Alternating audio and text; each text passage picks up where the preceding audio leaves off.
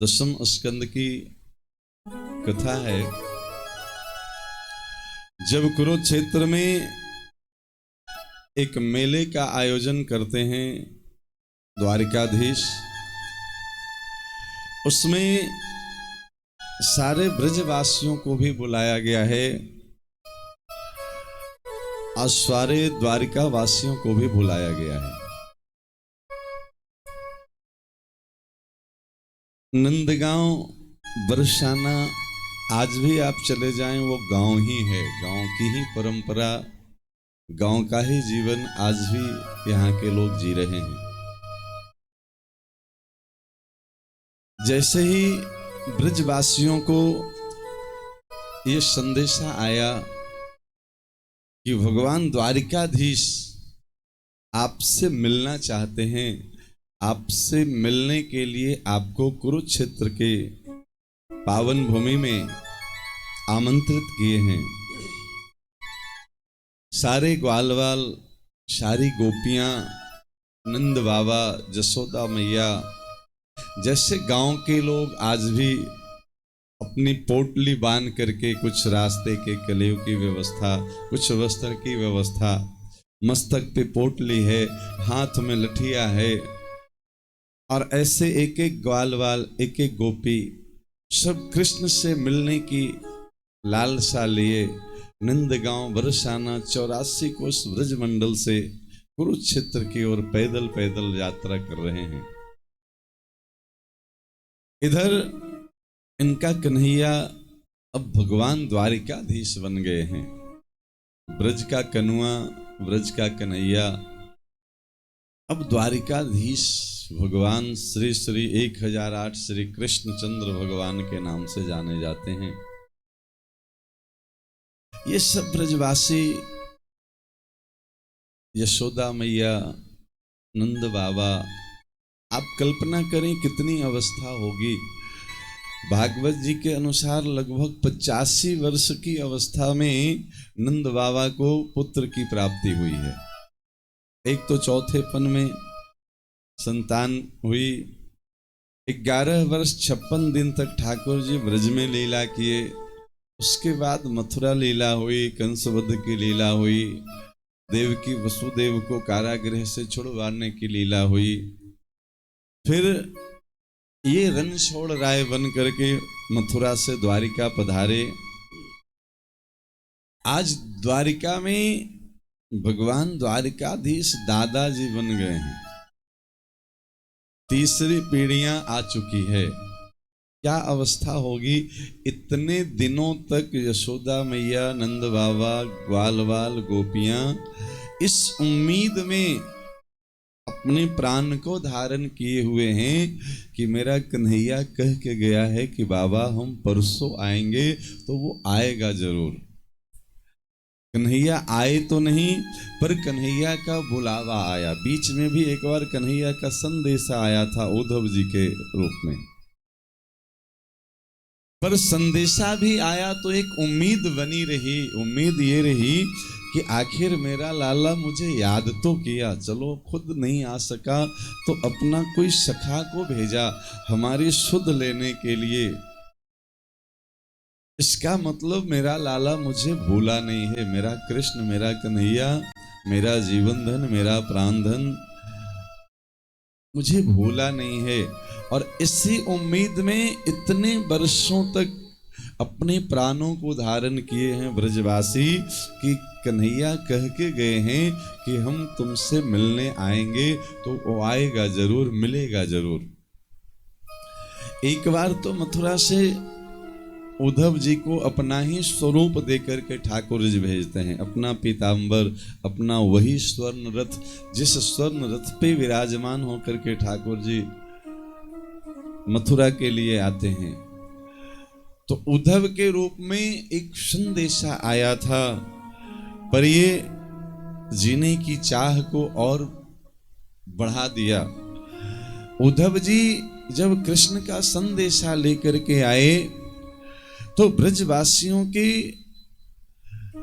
हृदय में थोड़ी पीड़ा तो हुई थी।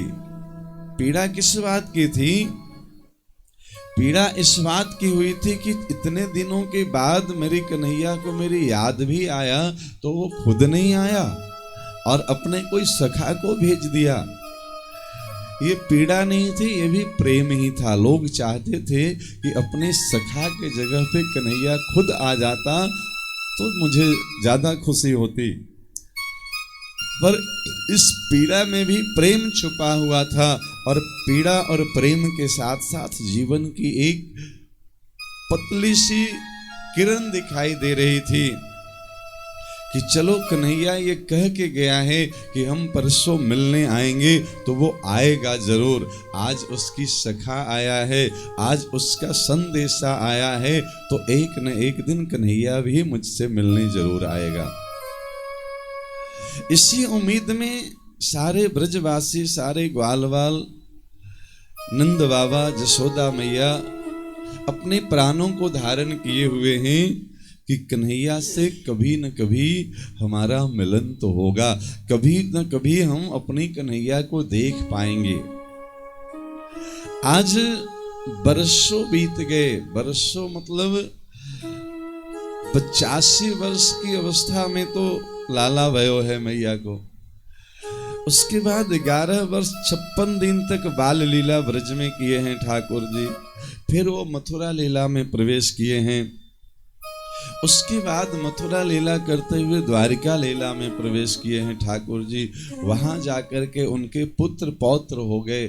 कितनी अवस्था हो गई होगी, पर इस अवस्था तक नंद बाबा, जसोदा मैया इस उम्मीद में अपने प्राणों को धारण किए हुए हैं कि लाला जाते समय कह के गया है कि बाबा हम परसों आएंगे तो मेरा कन्हैया मुझसे मिलने आएगा जरूर। कुछ दिनों बाद तो कन्हैया नहीं आया, उसके संदेशा लेकर के उद्धव जी आए। पर आज बरसों बाद एक संदेशा फिर से आया है। अब कन्हैया द्वारिकाधीश भगवान बन गए हैं। श्री श्री 1008 श्री द्वारिकाधीश भगवान श्री कृष्णचंद्र के नाम से जाने जाते हैं। और आज भगवान द्वारिकाधीश का संदेशा आया है। क्या है संदेशा? कि आज भगवान द्वारिकाधीश ब्रजवासियों से मिलना चाहते हैं, नंद बाबा से मिलना चाहते हैं, जसोदा मैया से मिलना चाहते हैं। कहाँ? तो कुरुक्षेत्र के मैदान में एक मेले का आयोजन किया गया है। उस मेला में सारे ब्रजवासी को भी बुलाया गया है और सारे द्वारिकावासी भी आ रहे हैं। सारे ब्रजवासी, गांव के ग्वालवाल, गांव की गोपियां, आज भी आप नंद गांव बरसाना चले जाएं तो उस गांव की ही परंपरा आपको दिखाई देगी। वो गांव की ही प्रेम आज भी दिखाई देगा आपको। सब अपने अपने माथे पे वो छोटी छोटी पोटली, कुछ कलेऊ का सामान, कुछ वस्त्र, हाथ में लठिया लिए कृष्ण से मिलने की उम्मीद में जय श्री कृष्ण का स्मरण करते हुए हर श्वास में द्वारिका की ओर, कुरुक्षेत्र की ओर चले हैं। मन में बस एक उल्लास सा है कि आज मेरा कन्हैया मुझसे मिलने के लिए मुझे बुलाया है। आज मुझे अपने कन्हैया का दर्शन करने का सौभाग्य मिलेगा। इस प्रकार से कई दिन तक पैदल चल चल करके ब्रज से पूरे 84 कोस ब्रज मंडल के सब ग्वालवाल, सखियां, नंद बाबा, जसोदा मैया को साथ लेकर के कुरुक्षेत्र में पहुंचे हैं। वहां द्वारिकाधीश के शिविर पहले से तैयार थे। मेले का आयोजन होता है तो व्यवस्थापक लोग व्यवस्था पहले से कर रखे होते हैं। तो अनेक शिविरों से होते हुए उसी मार्ग से देखते जा रहे हैं। अनेक छोटे छोटे शिविरों से गुजरते गुजरते ब्रजवासी जब पहुंचे हैं तो एक बड़ा ही भव्य और दिव्य शिविर का दर्शन होता है। वो शिविर देखते ही सारे ब्रजवासी, नंद बाबा, जसोदा मैया वहीं खड़े हो जाते हैं। मानो वो कुछ विशिष्ट थी उस शिविर की विशेषता। एक अद्भुत सा आकर्षण था उस शिविर की ओर, एक अद्भुत सा सुगंध आ रहे थे उस शिविर की ओर से। मानो ऐसा प्रतीत हो रहा था कि बाकी शिविर से ये कुछ अलग बनाया गया है, इसकी कुछ अलग विशेषता है। आसपास में जो द्वारपाल हैं, सैनिक हैं, उनसे ब्रजवासी पूछते हैं कि भैया ये विशिष्ट शिविर किसका है। तब लोगों को पता चलता है, द्वारपाल बताते हैं कि ये विशिष्ट शिविर भगवान द्वारिकाधीश का है। ब्रजवासी बड़े खुश हुए, ग्वालवाल बड़े खुश हुए, अच्छा ये मेरा कन्हैया का शिविर है। द्वारपाल बोले नहीं नहीं, कन्हैया नहीं, अब उन्हें द्वारिकाधीश कहो, वो हमारे भगवान हैं, हमारे राजा हैं। बोले वही वही जो तुम्हारा भगवान है, जो द्वारिकाधीश है ना, वही मेरा बचपन का मित्र कन्हैया है। अब उस शिविर को देख करके सारे ग्वाल वाल को मन में उल्लास तो हो रही है, पर हिम्मत नहीं हो रही है कि इस इतने बड़े विशाल भव्य और दिव्य शिविर में हम प्रवेश करें।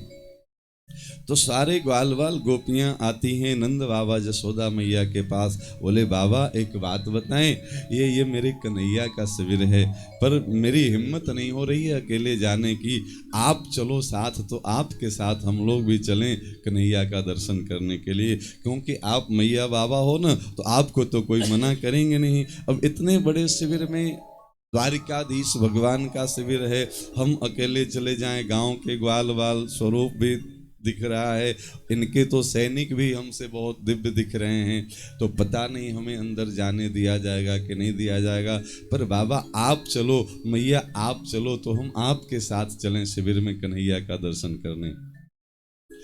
यशोदा मैया नंद बाबा को भी जब पता चला कि ये मेरा कन्हैया का शिविर है और ये शिविर का द्वार है, बड़े उत्साह से उसमें प्रवेश करते हैं और कुछ जो परिचारक थे उनसे पूछते हैं कि मेरा कन्हैया कहाँ है, हम उससे कहाँ मिल सकते हैं। आसपास के जो सेवक थे उन्होंने सूचना दी कि अभी हमारे भगवान द्वारिकाधीश कुछ आवश्यक परिचर्चा में व्यस्त हैं, इसलिए अभी आप उनसे नहीं मिल सकते हैं, अभी उनसे मिलने का समय नहीं है। वो कुछ शिविर से संबंधित, मेले से संबंधित विशेष गोष्ठी ले रहे हैं अपने कार्यकर्ताओं की। अब नंद बाबा बोले अच्छा एक बात बता, यहाँ क्या मेरे कन्हैया का एक मित्र है उद्धव, क्या वो भी है इस शिविर में? सैनिक बोले हाँ बाबा उद्धव तो हैं यहीं पे, क्योंकि वो सखा भी हैं और मंत्री भी हैं कन्हैया के। बोले तुम कन्हैया तक मेरी बात नहीं पहुंचा सकते हो तो एक बार उद्धव तक मेरी बात पहुंचा दो कि वो नंद गांव से नंद बाबा और जसोदा मैया आए हैं। बोले हाँ उद्धव तक हम संदेशा पहुंचा सकते हैं, हमारे स्वामी व्यस्त हैं, पर ये तो मंत्री हैं और मंत्री तक सूचना पहुंचाना मेरा धर्म है। सैनिक जाते हैं और उद्धव जी को ये संदेशा देते हैं कि कोई ब्रजमंडल से नंद गांव से नंद बाबा और जसोदा मैया आए हैं। उद्धव जी दौड़ते भागते चले आए, क्योंकि उद्धव जी को अब पता चल चुका है ब्रज की महिमा, गोपियों की महिमा, ग्वाल वालों की महिमा और नंद बाबा जसोदा मैया की तो कहना ही क्या है। जब वो गए थे ब्रज में संदेशा लेकर के, इन लोगों का प्रेम से ही तो वो अभिभूत होकर के वापस लौटे थे।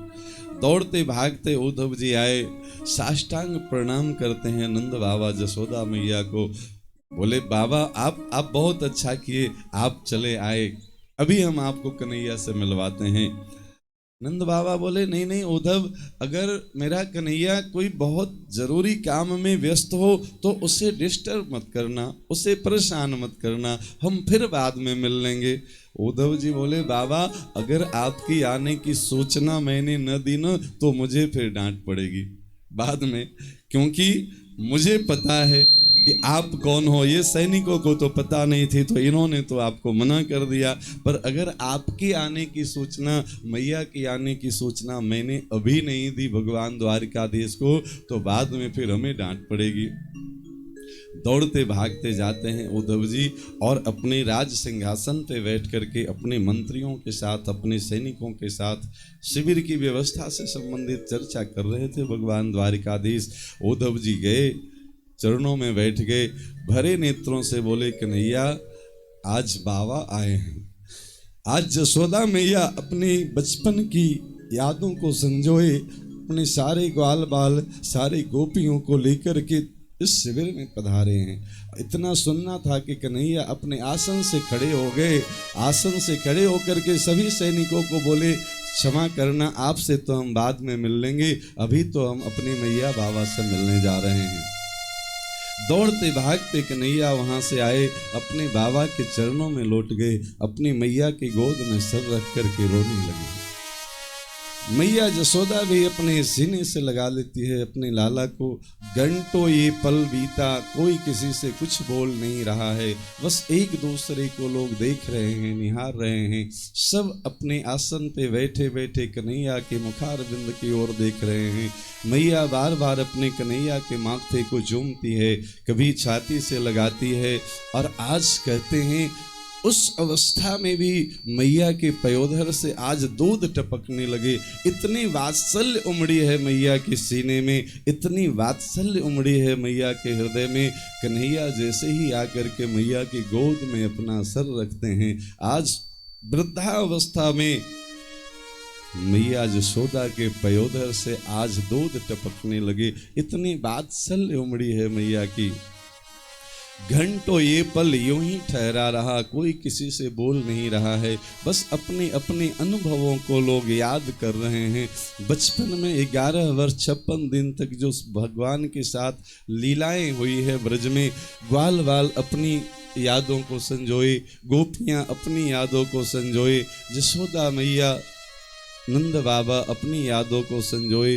घंटों एक दूसरे से बस ये मोह मिलन था, और ये मोह मिलन में ही सब कुछ कह दिया गया। कभी कभी जब जुबां अपनी काम करना बंद कर देती है तो नेत्र अपने काम कर जाते हैं। कन्हैया अपने भीगे नेत्रों से देखते हैं और सभी ग्वाल वालों को, गोपियों को मानो अपने प्रेम में सराबोर कर देते हैं। आज घंटों अपनी मैया की गोद में बैठ कर के रोते रहे कन्हैया। जब मुखारविंद से कुछ शब्द निकले तो एक बात निकली, बोले मैया अब मैं द्वारिकाधीश बन गया हूं, मैं चाहता हूं कि तू मुझसे कुछ मांग ले। मैया जसोदा बोली, अरे लाला मैं तुमसे क्या मांगू, तू चाहे तो मुझसे कुछ मांग ले। मैं तो जीवन भर बस तुम्हारे दर्शन की प्यास में, दर्शन की आस में अपने प्राणों को धारण किए रही हूँ, और तुम्हारा दर्शन हो गया, तुम्हें देख कर ही मेरे सारे मनोरथ पूरे हो गए। अब तुमसे कुछ मांगने की कोई इच्छा ही नहीं रही। पर कन्हैया आज जिद करने लगे, बोले मैया अब मैं वो ब्रज का ग्वाल बाल नहीं हूँ, अब मैं द्वारिका का राजा हूँ, और मैं चाहता हूं कि तू कुछ मांगे मुझसे तो मुझे खुशी होगी मुझे कुछ देने में। बहुत विनती करने के बाद मैया जसोदा पूछती है उनकी मुखारविंद की ओर देखते हुए कि लाला क्या सच में हम जो मांगेंगे वो मिलेगा आज मुझे? भगवान प्रसन्न हो गए, बोले मैया मैं अपनी ओर से विनती कर रहा हूं बार बार कि तू कुछ मांग मुझसे, मैं वचन देता हूं तू जो मांगेगी आज वो मैं दूंगा। आज तुम्हारा बेटा द्वारिकाधीश भगवान बन गया है, चक्रवर्ती सम्राट है। आज तो जो चाहेगी सो मिलेगा तुम्हें। भगवान के बार बार कहने पर मैया जसोदा क्या मांगती है वो सुनिए। मैया बस एक शब्द बोली कि लाला सच में अगर कुछ देना चाहते हो तो मुझे एक वचन दो कि इसी प्रकार से तुम मेरे सामने बैठे रहोगे और हम तुम्हें बस देखते रहेंगे जब तक मेरे शरीर में प्राण है, ये अंतिम क्षण तक बस तुम्हारा दर्शन होता रहे। बस यही एक वचन हम तुमसे मांगते हैं, ये वचन हमें तुम दे दो कि आज के बाद कभी तुम्हारा विछोह नहीं होगा हमें। अब हम तुम्हें देखते देखते ही ठाकुर जी के चरणों में भगवान के धाम में जाएंगे। बस मेरे सामने बैठ करके तुम थोड़ी देर के लिए अपनी वो मुरली की तान सुना दो, अपनी वो बंसी का धुन सुना दो, बस यही हमारी कामना है। ये कथा हमें बताती है कि भगवान से हमें क्या मांगना है। कभी भगवान से मांगने का अवसर आए न तो प्यारे भगवान से कुछ नहीं मांगो, बस एक बार भगवान को ही मांग लो, बस बात बन जाती है। आइए सुंदर सा एक भाव आज कन्हैया अपनी मैया की गोद में सर रख करके और ऊपर की ओर मैया की मुखारविंद को देखते हुए अपनी होठों पे आज वंशी पधराए हैं और ठाकुर जी के होठों पे आज वंशी का मधुर मधुर तान बिखर रहा है।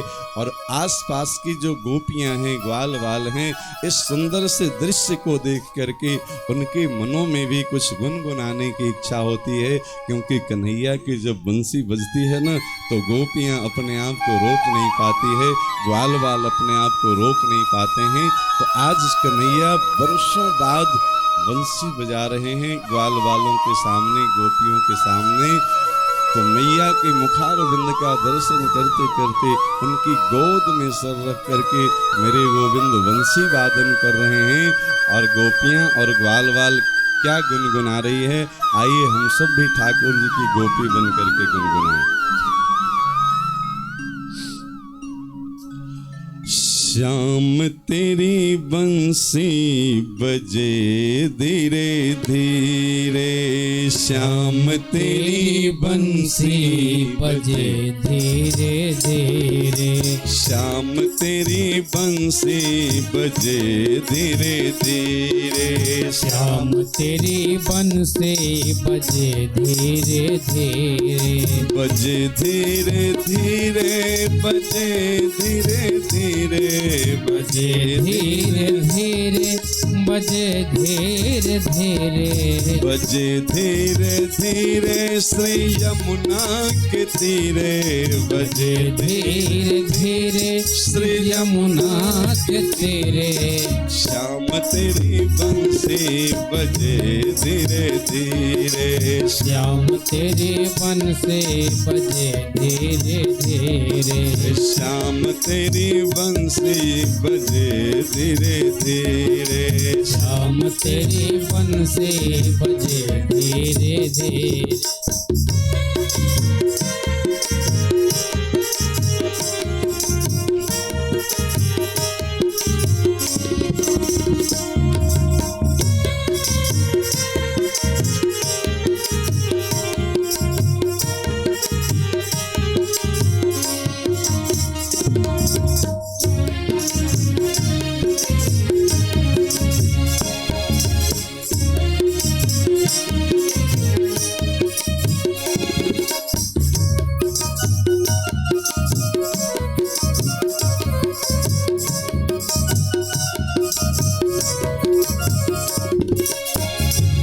गोकुल उत मथुरा नगरी, गोकुल उत मथुरा नगरी, इत गोकुल उत मथुरा नगरी, गोकुल उत मथुरा नगरी, बीच में यमुना बहे धीरे धीरे, बीच में यमुना बहे धीरे धीरे, बीच में यमुना बहे धीरे धीरे, बीच में यमुना बहे धीरे धीरे, बहे धीरे धीरे श्री यमुना के तीरे, बहे धीरे धीरे श्री यमुना के तीरे, बहे धीरे धीरे श्री यमुना के तीरे, बहे धीरे धीरे श्री यमुना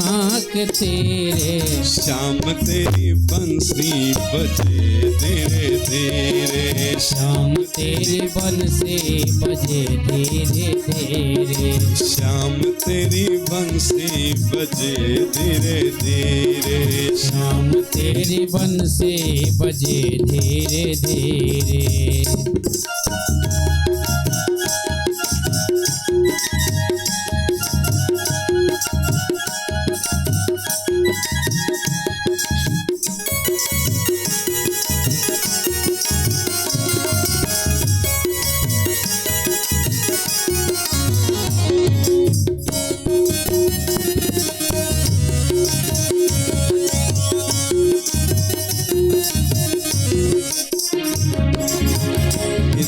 मधुमंगल उत्तमे श्री दामा इत मधुमंगल उत्तमे श्री दामा इत मधुमंगल उत्तमे श्री दामा इत मधुमंगल उत्तमे श्री दामा बीच में कन्हैया चले धीरे धीरे बीच में कन्हैया चले धीरे धीरे बीच में कन्हैया चले धीरे धीरे बीच में कन्हैया चले धीरे धीरे चले धीरे धीरे श्री यमुना के तीरे चले धीरे धीरे श्री यमुना के तीरे चले धीरे धीरे श्री यमुना के तीरे चले धीरे धीरे श्री यमुना के तीरे श्याम तेरी बंसी बजे धीरे धीरे श्याम तेरे वन से बजे धीरे धीरे श्याम तेरी बंसी बजे धीरे धीरे श्याम तेरे वन से बजे धीरे धीरे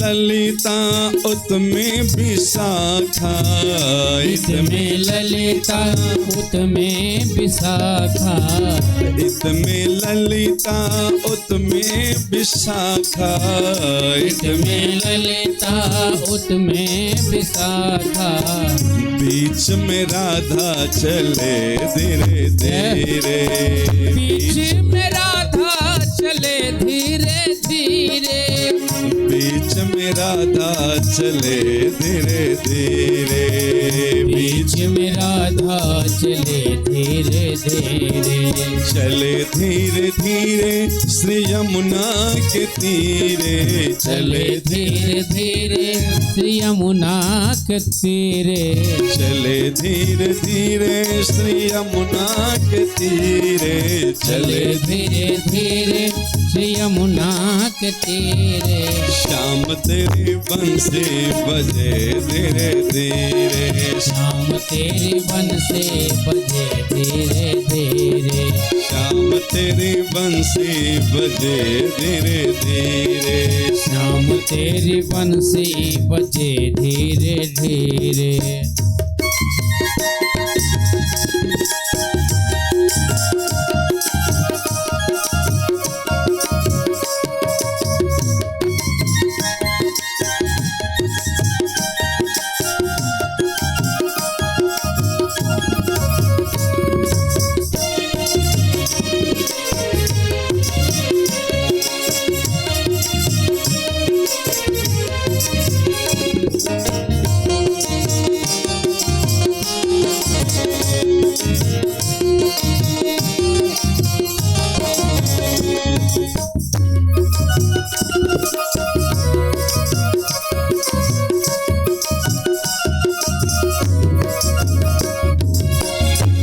वृंदावन उत्तमे मधुवन इस वृंदावन उत्तमे मधुवन इस वृंदावन उत्तमे मधुवन इस वृंदावन उत्तमे मधुवन बीच में गैया चरे धीरे धीरे बीच में गैया चले धीरे धीरे बीच में गैया चरे धीरे धीरे बीच में गैया चले धीरे धीरे।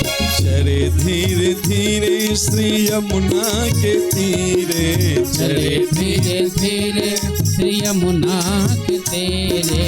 चले धीरे धीरे श्री यमुना के तीरे, चले धीरे धीरे श्री यमुना के तीरे। श्याम तेरी बंसी चले धीरे धीरे, श्याम तेरी बंसी बजे धीरे धीरे, श्याम तेरे बंसी बजे धीरे धीरे। श्याम तेरे बंसी बजे धीरे धीरे। श्याम तेरे बंसी बजे धीरे धीरे।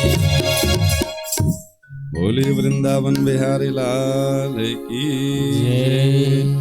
जय जय श्री राधे श्याम।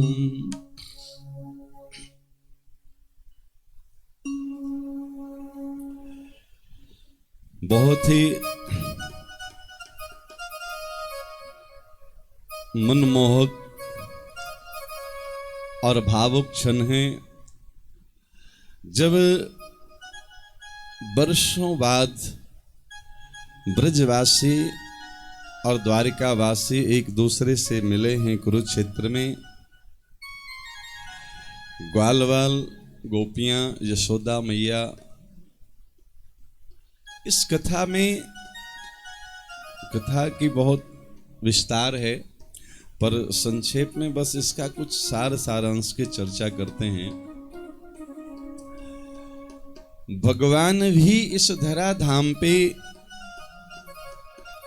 लीला करने के लिए आते हैं, तो भगवान भी अपनी मातृ ऋण पितृ ऋण से उऋण होने के लिए, अभी जो आपने सुना, बहुत जिद कर रहे थे कन्हैया कि मैया कुछ मांग ले मुझसे। ये क्या है? जब कोई सामान्य सा व्यक्ति अपने इच्छाओं को मार करके भी अपने बच्चों की इच्छाओं को पूर्ण करता है, अपने बच्चों की इच्छाओं को पूरा करना अपने जीवन का लक्ष्य मानता है, और कठिन परिश्रम से कभी उसका मेहनत सफल होता है और उसके बच्चे कुछ बहुत अच्छे स्थिति में आ जाएं, फिर उस बच्चे के मन में भी एक अभिलाषा होती है कि हम अपने माता पिता को कुछ सुख दें, और हम अपने माता पिता को सुख दें। इसमें सबसे पहला सुख ये है कि उनके इच्छा के अनुकूल हम उनकी बातों को माने। कन्हैया चाहते तो अपने स्तर से भी दे सकते थे, मन मानी कुछ भी। भगवान हैं, सत्य संकल्प हैं। कल कथा सुने आप, बिना कुछ बताए सुदामा जी को पूरी द्वारिका जैसे ऐश्वर्य दे दिए, तो क्या अपनी मैया बाबू जी को वो कुछ नहीं दे सकते थे बिना मांगे? पर वो चाहते थे कि मेरी मैया हमसे कुछ मांगे और फिर हम दें, तो ये हमारे मैया की प्रसन्नता के अनुकूल सेवा होगी। हम कुछ अपने मन से सेवा करें और सेव्य को अगर वो अनुकूल न पड़े, तो ये सेवा उत्कृष्ट सेवा नहीं है। यहाँ वस्तु का कोई मोल नहीं है, यहाँ भाव का मोल है। हमारे जो सेव्य हैं उनके अनुकूल सेवा होनी चाहिए। उन्हें किस चीज से सुख मिलने वाला है, पहले हम ये जाने कि वो चाहते क्या हैं, और फिर उनकी इच्छा के अनुरूप हम जो सेवा करते हैं। इस प्रकार से जो अपने माता पिता की इच्छा के अनुरूप सेवा करने वाले बच्चे हैं, इससे समझना चाहिए कि उन्हें अपने जीवन में ही मातृ ऋण और पितृ ऋण से मुक्ति मिल गई। उन्हें फिर मरने के बाद इंतजार नहीं करना पड़ेगा कि हम उनके निमित्त कुछ कर्म करें और तब उनकी मुक्ति होगी। प्यारे, वो जीते जीत मुक्त ही होकर के जाएंगे। जो प्रसन्न आत्मा होकर के जाते हैं इस धराधाम से, वो मुक्त आत्मा ही होते हैं। उन्हें मुक्ति के लिए किसी दूसरे पे आश्रित होने की जरूरत नहीं होती है। भगवान की भक्ति में जिनका जीवन बीते, उन्हें मुक्ति के लिए किसी दूसरे पे ये कथा हम क्यों सुना रहे हैं? क्योंकि अभी पितृपक्ष का पावन समय चल रहा है और अपने पितरों की मुक्ति के लिए लोग हर संभव प्रयास कर रहे हैं, जिनसे जो बन रहा है सभी लोग कर रहे हैं। पिंडदान, तर्पण, कथा दान, ब्राह्मण भोजन, भंडारा आदि आदि, जो जिस स्थिति में है अपने अनुसार गोदान, अन्नदान, स्वर्णदान, हर तरह की चीजें हो रही है। पर ये सब अच्छी बातें हैं, पर इस कथा के माध्यम से भगवान द्वारिकाधीश श्री कृष्ण हमें ये बता रहे हैं कि अपने माता पिता के लिए आप सब कुछ करें। शास्त्र में जो विहित कर्म है वो तो करना ही चाहिए, पर सर्वश्रेष्ठ सेवा अपने माता पिता की ये है कि उनकी इच्छा के अनुरूप उनकी सेवा कर लें। वो क्या चाहते हैं, उनकी प्रसन्नता किसमें है, और उनकी प्रसन्नता के अनुरूप अगर आपने सेवा कर ली तो ये पितृ ऋण से आप मुक्त हो गए। फिर आपको इसके लिए बाद में इंतजार नहीं करना पड़ेगा कि कभी हम मरने के बाद उनके निमित्त कुछ करें तब हमें पितृ ऋण से मुक्ति मिलेगी। जीते जी आप अगर सेवा में लग गए हैं, और वो भी सेवा कैसी होनी चाहिए, उनके अनुरूप सेवा जिसमें उनको सुख मिले। सुख किसमें मिला? अभी आप सुने ना, मैया की सेवा क्या थी कि कन्हैया बस हम तो इसमें सुख चाहते हैं कि तू मेरे सामने बैठ, हम तुम्हें देखते रहें, मेरे सामने बस 2 मिनट तू बंसी बजा दे। अब इसकी कोई कीमत क्या दे सकता है? एक मातृत्व की जो प्रसन्नता है, माँ क्या ले सकती है और कोई पुत्र अपने माता पिता को क्या दे सकता है। यहाँ इस कथा में ये बात समझाई गई है कि भगवान भी क्या दे सकते हैं माता पिता को। अरे कहाँ तक कहें, कृष्ण गोपियों को भी आज तक कुछ नहीं दिए, बल्कि ब्रजवासी ही कृष्ण को सब कुछ देते रहे हैं। क्या दिए? इतने दिनों से ब्रजवासी इसी उम्मीद में तो जी रहे हैं कि कन्हैया कह के गया है कि परसों आएंगे तो हम उसका इंतजार करेंगे। वो ये नहीं कह के गया है कि तुम हमसे मिलने आना, इसलिए कोई गोपियां पास में रह के भी मथुरा मिलने नहीं जाती है। भौगोलिक स्थिति देखें तो मथुरा और वृंदावन में 20 मिनट का आज भी पैदल का रास्ता है, पर भगवान कह के गए हैं कि हम मिलने आएंगे तो हम यहीं इंतजार करेंगे। फिर जब भगवान बुला लिए कि तुम मिलने आ जाओ तब हम चले जाएंगे। ये क्या है? जिसमें उनकी प्रसन्नता है हम वो करेंगे। हम अपनी इच्छा से अपनी इच्छा पूर्ति करवाने के लिए भगवान की भक्ति नहीं की जा सकती है। भगवान की इच्छा पूरी करने के लिए जो भक्ति की जाए वो सर्वश्रेष्ठ भक्ति है। और इस कथा में बस ये संदेश है कि सामान्य जीवात्मा की तो चले क्या, परमात्मा भी अगर आ जाएं तो प्रेम से ही माता पिता को प्रसन्न कर सकते हैं। कोई वस्तु से उनका प्यार नहीं खरीद सकते हैं। प्यारे, प्रेम का कोई मोल नहीं होता है। प्रेम जगत में सार है और कुछ सार नहीं। बस प्रेम से ही मोहन, प्रेम बिना नहीं मिलते, चाहे कर लो कोटि उपाय। ये ठाकुर जी की लीला है, और भगवान की लीला कोई भी बेकार नहीं होती है। वो एक संदेश होता है भक्तों के लिए कि जब भगवान भी यहाँ आकर के जीरो हो जाते हैं, माता पिता के पास आकर के, भले भैया द्वारिकाधीश हो तो बने रहो द्वारिकाधीश, पर यहाँ तो आकर के वो भी बाबा के चरणों में लोट लगाते हैं। आप द्वारिकाधीश हो पूरे दुनिया के लिए, पर हम तो द्वारिकाधीश के भी बाप हैं, तो यहाँ तो द्वारिकाधीश की क्या चलेगी। तो नंद बाबा के चरणों में तो उनको भी लोट लगानी पड़ती है। ये सबसे बड़ी पितृ तर्पण है, अपनी माता पिता के उनकी मन के अनुकूल सेवा कर लेना। और जो ऐसा कर पा रहे हैं वो धरती के सबसे सौभाग्यशाली जीवात्मा है। प्यारे, जिनको ये सेवा मिल गई, समझ लीजिए दुनिया का सब देवता रोम रोम से उनको आशीर्वाद देते हैं। आपको एक आख्यान सुनाएं। भगवान राम जब लंका पे विजय प्राप्त करने के लिए रावण से युद्ध कर रहे थे, रावण पे विजय प्राप्त करने में अनेक कारण रहे होंगे। राम के साथ गिद्ध गिलहरी से लेकर के हनुमान, अंगद तब सब साथ थे। बांदरों की सेना लेकर के भगवान गए थे, पर आप विश्वास रखिए ये जीत सेना की नहीं थी। ये जीत किसकी थी? तो भगवान राम के जीवन का प्रारंभ देख लें तो प्रात काल उठ के रघुनाथा, मात पिता गुरु नावहि माथा। उनका जीवन यहाँ से प्रारंभ होता है। प्रथम नींद खुलती है तो माता पिता और गुरु को प्रणाम करते हैं। इसका फायदा क्या होता है? तो अभिवादनशीलस्य नित्य विद्योपसेविन चत्वारि च वर्धन्ते आयुर्विद्या जसो बलम। रोज जो अपने माता पिता और गुरु का आशीर्वाद ले रहे हैं, उनके जीवन में 4 चीजें रोज बढ़ती है। क्या क्या? चत्वारि च वर्धन्ते आयुर्विद्या जसो बलम। उसकी आयु बढ़ जाती है। आयु का मतलब 100 साल का आयु 400 साल नहीं हो जाएगा। आयु का मतलब ये होता है, उसके जीवन में अगर कोई अकाल मृत्यु का योग हो, ग्रह दोष हो, किसी प्रकार का पूर्व जन्मों का कोई ऐसा संस्कार आ गए हों जिसके चलते उसकी आयु में बीच में ही कोई परेशानी आने वाली हो, तो उसकी आयु उस परेशानियों से मुक्त हो जाएगा। सुखी जीवन, जितना दिन का भी आयु, अब 100 साल का आयु मिल गया और कोई व्हील चेयर पे पड़ा पड़ा, हॉस्पिटल के बेड पे पड़ा पड़ा जीवन जी लिया, तो वो 100 साल किस काम का है?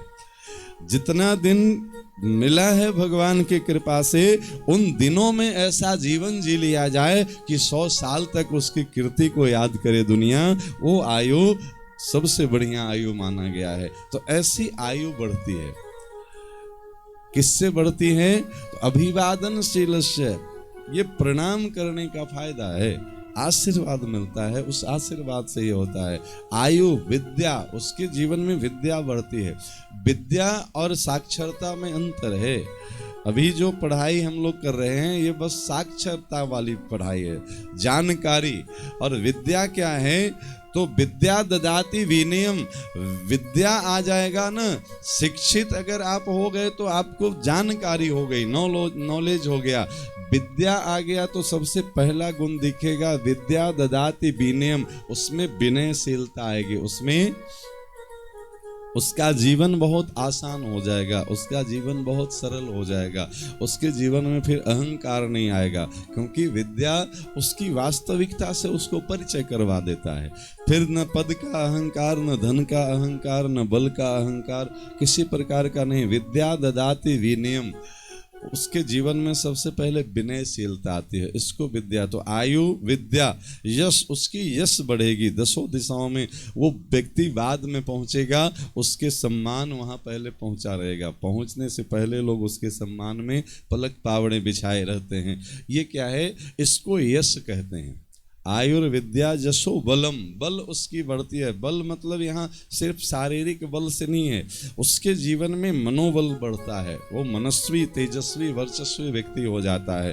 वो मन से संकल्प कर ले तो किसी का कल्याण कर सकता है। शरीर के बल से 1000 गुना ज्यादा मन की बल की विशेषता है। मन की बल कितना है?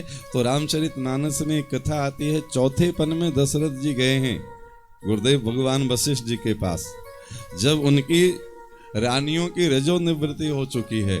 पर गुरुदेव भगवान वशिष्ठ जी मन से संकल्प करते हैं कि धरहु धीर होई हैं सुतचारी। और जब मन से संकल्प किए गुरुदेव भगवान, तो उस वृद्धावस्था में भी 4 लाल परमात्मा के रूप में खिला दिए गुरुदेव। ये मन का बल है, इसको मनोबल कहते हैं। शरीर बल की तो विशेषता है, पर शरीर बल से भी ज्यादा विशेषता मनोबल का है।